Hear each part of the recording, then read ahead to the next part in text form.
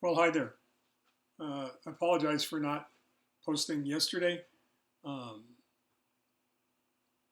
5 hours of the day were taken up with testing and procedures and the bone marrow biopsy and recovery and seeing the doctor and um, pretty much everything that goes along with that, which is fine. It's okay. The rest of the day was taken up by packing everything up, and our son and son-in-law, Craig and Ryan, son-in-law Craig, who did a yeoman's job of packing everything up and getting everything to the house and unloading the car, which was which is wonderful. I am home. This is not the hotel room any longer, uh, just in case you were wondering. And this is what I look like in real clothing. And I'm really excited to be home. It is journal, depending on how you're counting, 107, which would make this T plus 102 because it's the 13th. And all of that's exciting. It's really fascinating if you think about it. Um, how you can compress so much stuff into a tiny little room, um, and I mean tiny, uh, a tiny little room, and then bring it all home. And it's like taking I'm sure you've done this. Maybe you haven't. Folding a straw up and then dropping a drop of water on it and watching the straw just expand and expand and expand. And that's what's happened to all the stuff that we brought home. We actually have more stuff than we left with because we've got all of the medical supplies, um, et cetera, et cetera, et cetera. And it's been interesting trying to figure out um, where to put everything. I would show you what my desk looks like, but my wife would probably kill me. And I didn't work this hard to stay alive to have her destroy me. And she'd be well within her rights to do that. Right now, the reason that I'm wearing nice clothing is because we actually went out to dinner uh, with the entire family. Ryan and Steph and Audra and Craig and Dana and Sadie and Oliver and Leslie and myself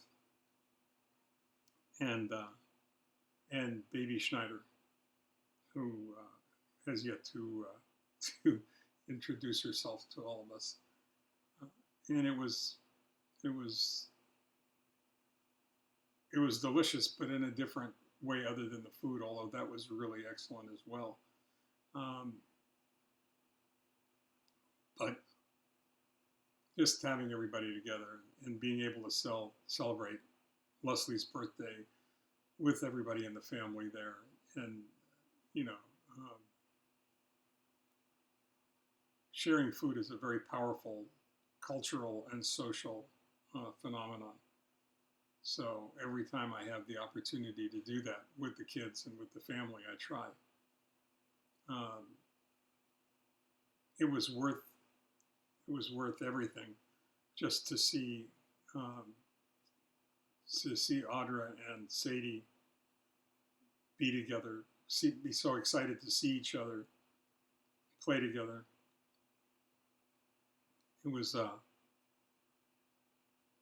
was wonderful. Although it was funny because I was sitting there, and as I was sitting there, in the corner, and we always look for the corner of the restaurant, and we were fortunate enough, so they gave us actually they gave us a large round table, large enough for all of us to sit comfortably. But I felt like the transplant kid, the Karate Kid. I felt like the transplant kid because it was a matter of mask on, mask off, mask on, mask off, and I think Leslie's cornered the market on hand sanitizer and hospital gloves. So it's fascinating for another reason. Also, I just thought of it, and it's peculiar. It's really peculiar down in Arcadia, Duarte, Azusa, Monrovia, that whole area surrounding City of Hope.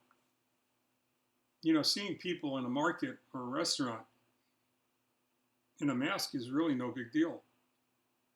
It's actually rather common, and nobody takes a second glance. It's really kind of funny in that, funny, not funny, haha, funny, peculiar in that regard.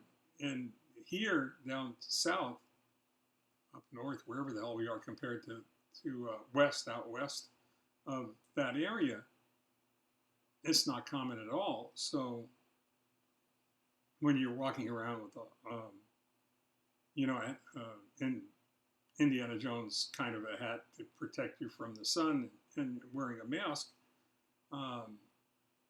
and gloves, and you walk into a restaurant or another public place, people stare at you like, you just got off the lunar lander. And I'm pretty, I'm pretty comfortable with it now. I mean, I don't care what it really is. It's funny, peculiar. I had to get both cars washed today, so I was all gloved and masked up because one of the cars hasn't been touched for 4 months. And, you can imagine how dusty it's gotten both inside and out. And I went to the same car wash that we always go to, and I'm sure the girl doesn't recognize me.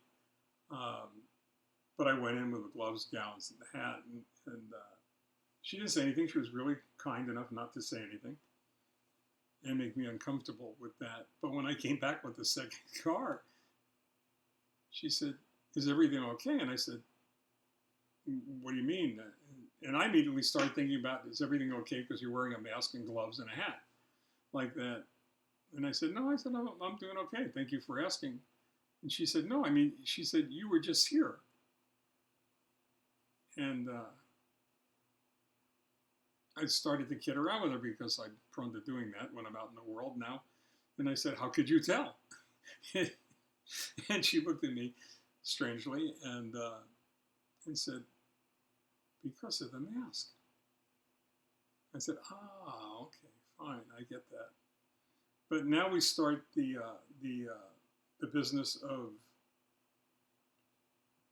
trying to restore a little bit of normal into your life, and we were feeling pretty good. And I don't remember if I couldn't have talked about this the last time because I haven't talked to you since this happened. In the course of discussing where we are in treatment with the doctor, which is the last thing that we did before we headed back to the room, I was feeling pretty good about things. I mean, I'm getting out. I'm going to be free again. However, I'm not foolish. I know that I have to be very careful, and I know that there's really serious consequences for not being careful. So it's not that hard to do. It's like everything else that has been going on around this treatment, event, diagnosis, all of it. But I was feeling pretty good about myself. I'm, feeling pretty good about the situation that we're in. I'm feeling good about being part of the 65%.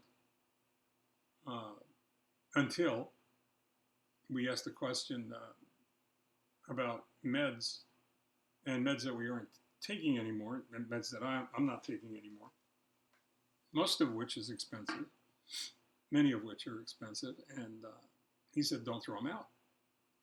He says, "You may need them again." Well, if you want to have somebody take, a big bucket of ice cold Gatorade and toss it over your head, not necessarily because you won, but because they wanted to bring you back to reality, that was certainly one way to do it. The other way to do it was a comment that he made that really got Leslie's attention and my attention, and that was, we need to get through flu season next. That's the next big challenge, is getting through flu season. And then you realize that you have no immune system, and flu season could be really dangerous, as can so many other things. In any case, I'm still up. I'm still happy. I'm still satisfied. I'm still grateful. I can go on with adjectives all night, and I'm not going to do that. What I am going to do is say goodnight for now. Thank you for making this journey with me. I'm not stopping. I'm just going to wanted to let you know that I do appreciate the fact that so many of you have made this journey with me and have shared your thoughts and feelings, and it means a lot knowing. It means a lot to me personally knowing that I've been able, despite the illness, to still do some good in the world. So thank you. Until tomorrow, stay well, take care. Look forward to talking to you on day 103. Okay, that's it for now. Thank you. Bye-bye.